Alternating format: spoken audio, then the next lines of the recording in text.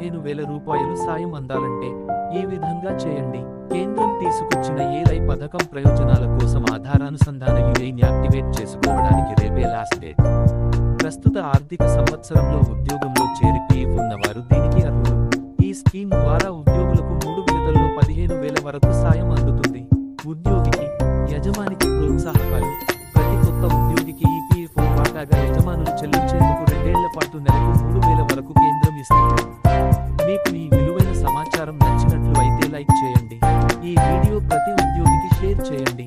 Please subscribe my channel. ధన్యవాదాలు.